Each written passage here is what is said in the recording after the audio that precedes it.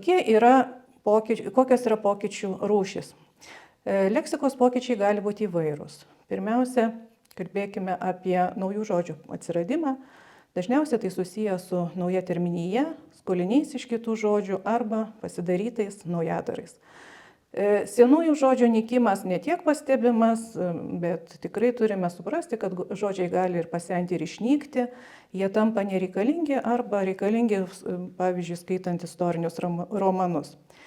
Žodžių reikšmės kinta, žodžiai gali įgyti naujas reikšmes arba prarasti senąsias, na ir keičiasi žodžio vartosenos sritis, žodžiai gali būti perkeliami iš vienos kalbos srities į kitą, tai turime, pavyzdžiui, žodį banga, jūros banga ir fizikos banga. Dabar pateiksiu kelis pavyzdžius, kokie galėtų būti nauji žodžiai. Tai turime startuolius, turime asmenuką konkuruojantį su selfiu, skoliniu. Taip pat suvokiame, kad senieji žodžiai nunyksta vien dėl to, kad tų technologijų nebelieka.